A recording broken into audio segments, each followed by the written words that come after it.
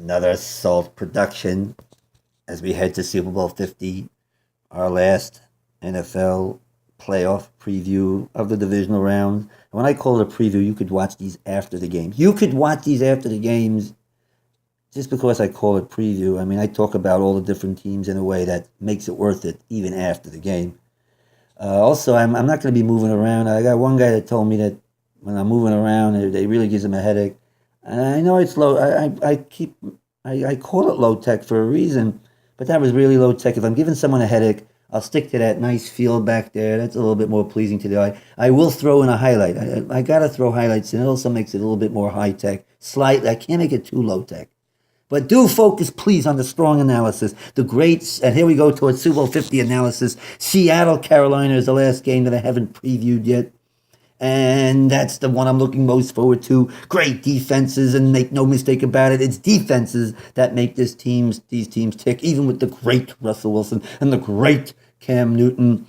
And also, I like the fact that it's the 15-1. Let's see how Carolina will do in the playoffs against the Grizzly veterans, Seattle Seahawks, who, have been, let's see if they can get to their third straight. Well, they get lucky last week and squeak by Minnesota, who misses a field goal in the last seconds, and they luckily advance. So now Seattle has to march into Carolina. Let's start with Seattle. Seattle certainly does not have that aura of invincibility this year. There is something missing there. They can be beat. Now, let's start on the defensive side. They started the year without Chancellor.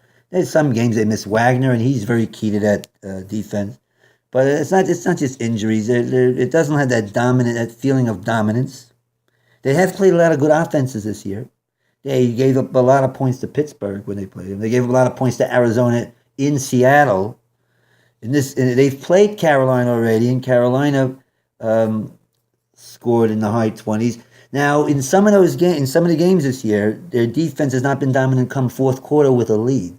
They seem to not play well with a lead. I'm picking up a trend, and this goes back to the Super Bowl. They had a double-digit lead there, blew that. They don't play well. They don't play good prevent. We'll call it prevent defense, or defense when they have the lead. Maybe they lose some of that intensity. In this Carolina game, they during the regular season, they blew a 9-point lead. They blew a lead to Cincinnati. They had a nice lead there and let Cincinnati come back and win that. You may recall, opening game last year, not this year, 20-0 lead. They let Peyton Manning come back. They were playing terrible. That was actual prevent defense. You watch that game, you'll see they did not know how to play prevent defense correctly. And Peyton Manning brought him back, tied it before. Seattle won it in overtime on the first possession after winning the coin flip, come right down, score a touchdown, and win 26-20. So defensively, Seattle has some holes there, but I would expect them, again, tomorrow's game, I would expect Seattle to play very strong defense tomorrow. And why? Because they're playing against Carolina. They're not playing Arizona yet. We'll worry. I'll analyze that game next week after Arizona wins tonight after another Hail Mary. But let's talk about Carolina's offense now. I still do not believe Cam Newton has had a great year. Set that straight. Cam Newton had a great, but he's not broken into top 10 quarterback yet in this league. Yes, you heard that right. He's not yet broken into. I got some guys that are listening to that and saying, "What do you mean? He was top 10 already last?" Yeah, no, come on. He's about the 14th, 15th best quarterback in the league. And after having an MVP type season this year, and I can see him being MVP. I think that might be a bit of a stretch. We're close to MVP. But excellent year. It still has not brought. I would still not call him a top 10 quarterback. You could disagree with me on that if you'd like. I expect a few. He threw a few picks against Seattle in the game during the regular season. I expect a few picks in this game. So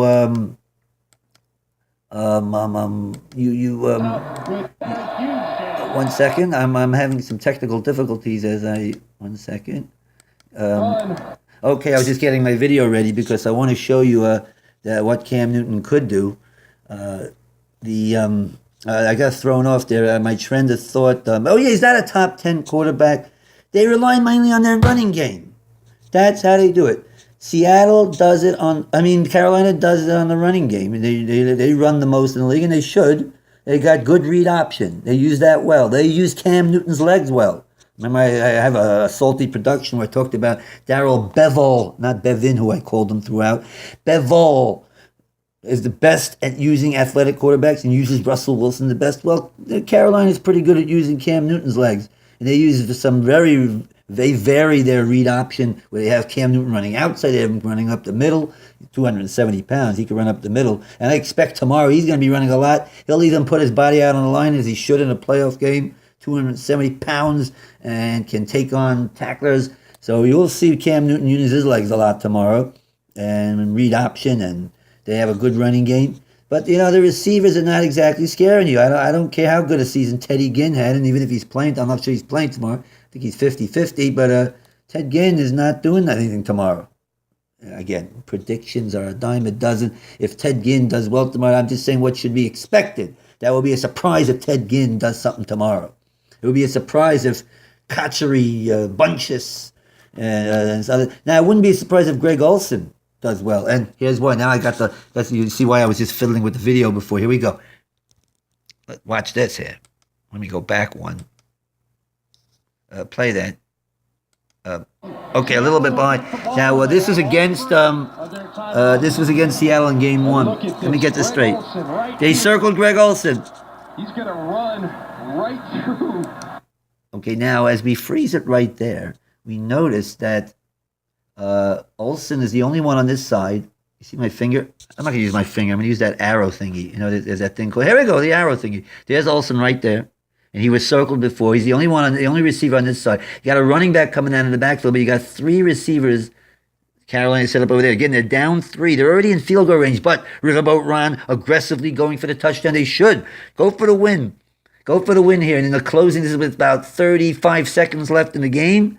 They could have settled for the field goal to tie and go overtime. No, we're going for the win, and they score here. This is going to be a touchdown throw to win 27-23. 3 receivers on the left. Only Greg Olsen here. Who made the mistake? Is it Richard Sherman or is it Earl Thomas? And again, I'm pointing with follow my arrow thing. That's Earl Thomas. I believe the mistake is Earl Thomas. I'll tell you why. Because they're in a zone. They're in their, I don't know what to call it. I don't think this is cover. Yeah, it's cover 3 because Richard Sherman's going back. And that cornerback, who I can't get him, is going back. And you got the deep safety here. Now, what is Earl Thomas supposed to be doing? Shouldn't he be helping? Shouldn't he be doing something? Now, so I say Sherman's got to stay in his zone and worry about this running back out of the backfield. Now, he really should be more up if he's worried about that because he doesn't do anything to cover Olsen. You could say that's the mistake he made. If he's going to be that far back, might as well cover Olsen. But he can expect that Earl Thomas is going to come over and cover him. Why? Look at that. There's one receiver here. See that arrow? Are you seeing my arrows? One receiver here being covered by 2 guys. They got 2 defenders over there covering those 2.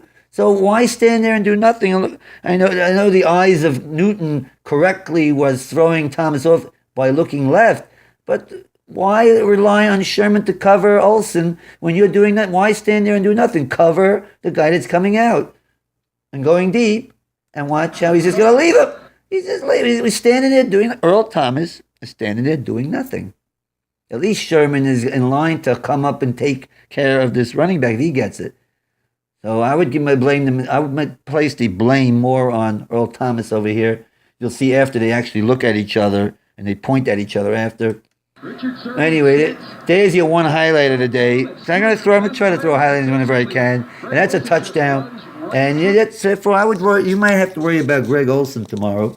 He's a guy that tight ends do beat Seattle often. I wonder why. I asked that on NFL.com. Somebody gave me an answer, and I had trouble following the X's and O's of that. I just think it's because they like to put linebackers on tight end and leave Chancellor and Earl Thomas to do other things. Chancellor's very good up against the run, up close. Earl Thomas runs all over the field, throwing his body around. So they like to put their athletic linebackers to cover tight ends. So that could be, that's going to give a tight end an advantage at times. And now we go to, so again, I have Carolina scoring like 6-10 points tomorrow. Yeah, that's bold prediction, but I don't believe it. I made 13 at most. How much is Seattle going to score? Well, Russell Wilson had a 5-game stretch this year where he was unbelievable. Unbelievable. Is he? He's improved. Yeah, you want it. They're using him more from the pocket. I got guys throwing stats around at me. He's the best from the pocket. Come on, he's still a guy that makes a lot of his plays outside the pocket, in space, broken plays like we had last week, where the big play of the game is where he got around Captain Mutherland and made that play after it was snapped over his head. Those are where he's the most dangerous. When he extends the play, then receivers get open, and Wilson can hit him. He's accurate on those. And I expect again, Russell Wilson's definitely going to be using his legs tomorrow.